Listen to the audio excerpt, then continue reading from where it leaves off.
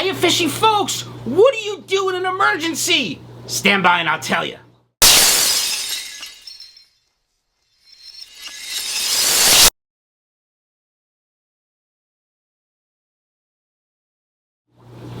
Alright, fishy folks, welcome back. So, I see a lot of people panicking on Facebook.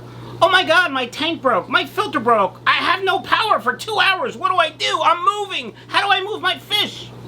First thing you need to do is calm the heck down. It's not that big a deal. I'm going to walk you through it, okay?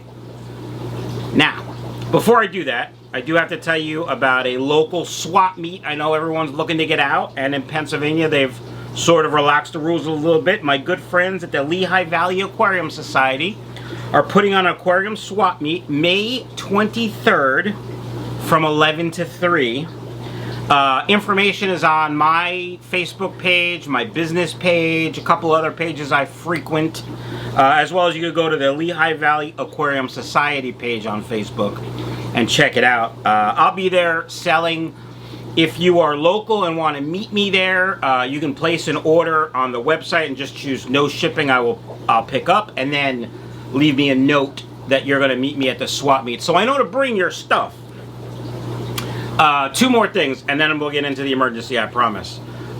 TikTok, almost at 500 followers. I'm pretty excited. When I hit 1,000, I'm going to do another special, either a giveaway or a sale or something. And of course, check out the website. Lots of fish for sale. Everybody's doing well and healthy, so I'm pretty happy. Okay, so you have an emergency, and you've panicked, and as like a dope, you've typed it into Facebook instead of Google, and you don't know what to do. So I wrote a list. I'm gonna grab my list, but let's take the first one, okay? The first one is your tank is leaking. Now, let's just say it's a 20-gallon high and it's leaking. Lower the water until the point that it stops leaking. That's the first thing you should do. And obviously clean up your mess, especially so it doesn't damage anything, okay? Now, if it's leaking really low, take your fish out and put them in any clean container you have. If you have time, run and get a 5-gallon bucket, or if you have a 5-gallon bucket, simply fill it with treated water, put the fish and the filter in there, and then figure it out. You can always buy a tank the next day, or borrow a tank. Maybe you have a spare tank. I don't know. It's not that big a deal. You can get a tank like in a few minutes if you really, really need one. But don't panic, right? Fish don't really care what their box is made out of. I know plenty of people that keep and breed fish in 5-gallon buckets because it's cheap and it's easy. So, yeah, that's it. Simply move the fish into a clean container and put the filter in there. Make sure the filter stays wet. Done. Now, if you have a hang-on back filter and you're like, I don't know what to do, just put the filter media in the water.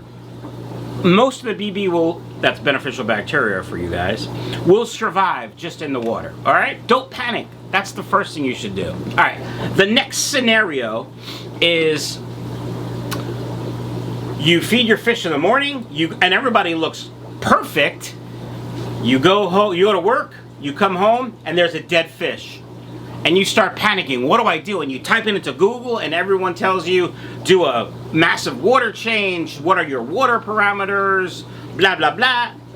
Nobody should be giving advice until they know the basics. What kind of fish was it? How old was it? It could have just died from old age, right? People just die sometimes. It sucks, but same thing with fish. Sometimes you're never going to know, but what you shouldn't do is panic. Don't panic. Okay, so you come home, there's one dead fish. Yeah, take it out, maybe check your water parameters. There's a good possibility your ammonia is going to be elevated a little bit. Double dose with Prime or Fritz Complete or whatever water condition you have, and be done with it. If no other fish look stressed or are in distress, it was probably old age or something similar. All right, now I'm fine.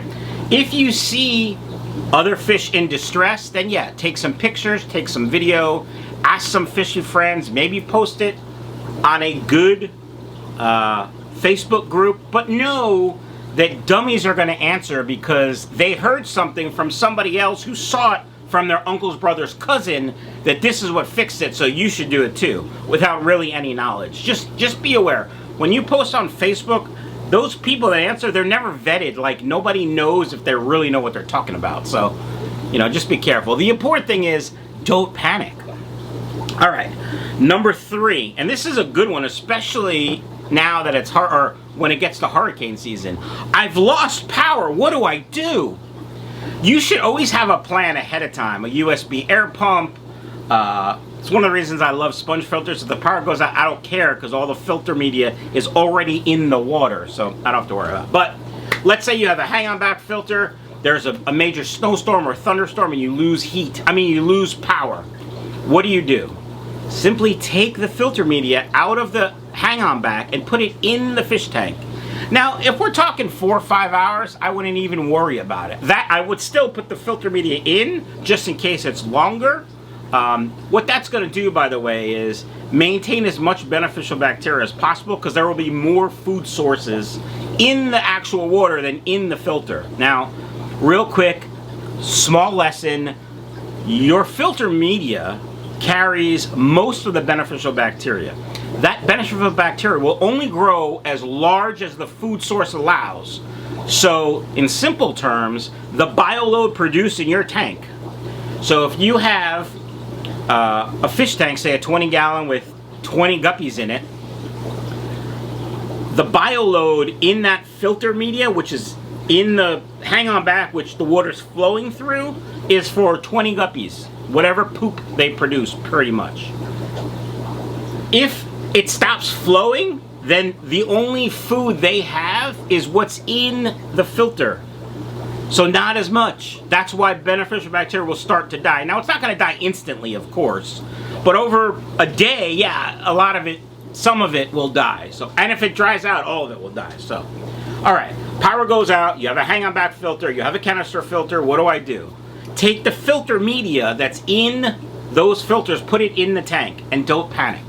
Now, if it's 12 hours, depending on your bioload in your tank, you may want to start changing water. If you have a USB air pump, I love the USB air pumps from Aquarium Co Op. I thought I had one hanging out, but it must be in my cart put away. Just plug that in, and you don't have to run it 24/7. Like, if you're going to be out for a day, run it for a couple hours here, a couple hours there. You just want to aerate the water a little bit, mix it up, get some surface tension breakage, if you know what I'm saying. Now, if we're talking long term, like, oh, huge ice storm, I'm not prepared, power's going to be out for days, then you got to take drastic actions. You're going to have to get some power source to power an air pump. And if you can't, you're going to have to, every hour or so, take water out, pour it in, take water out, pour it in. You're just trying to break the surface tension. Do that a couple times an hour, you'll be fine. As far as heat goes, that's another problem. You can wrap your fish tank in towels to help maintain the heat. If you have glass tops, that's good. But yeah, that's something to think about as well. The biggest thing is don't panic and be prepared. I have a generator, and with one extension cord I can power the whole fish room. So, and my wife knows that whatever power the generator makes, some of it is coming here. So have a plan. All right. Last thing. Go to work, everything's fine. You have, I don't know, a AquaClear hang-on back filter, and you come home and the filter's making a weird noise and it's not working. It's not filtering, it's not flowing water. What do? Don't panic. Okay? First, don't panic. Then look online for those symptoms. My AquaClear hang-on back is not pumping, is making noise. And then start checking those things, because people have probably made a video on it, people have probably had the same thing as you, and then try to fix it. Now, if you're not mechanically inclined, that could be a problem for you, but you should at least know how to take your filter apart and clean it and put it back together. That's like a basic thing you should know. So in most cases, the hang-on back filters, when they stop working, there's something jammed in the impeller. And so this is the impeller to a hang-on back, and this comes out. They're all pretty much the same. This is a magnet, and this is what turns to to pump the water. So you take this out, take this impeller part out, and make sure there's nothing clogged in it. Usually plants or something get clogged right around that part. And that's usually for most hang-on back filters. When something's wrong, something's clogged, when it's not working or pumping, something's clogged. Obviously check the basics, make sure it's plugged in. If it's plugged in and there's no power, plug something else in to determine, is it the outlet or the filter? Common sense, folks, just don't panic. A couple other things you can check, obviously, is something clogging the intake. If it's making noise, does the noise change? If you change the flow, that would indicate the noise is impeller related somehow. But again, the most important thing is don't panic, okay? All of these things, while they can be detrimental to your fish if you don't do something, really isn't a big deal. All of them can be fixed, and all of them can be handled if you don't panic. I'm fine. All right, fishy folks, that does it for 4 things that I see commonly on Facebook of people panicking. And sometimes I read the comments and I'm like, these people should not be keeping fish. But what can I do? I just read and laugh.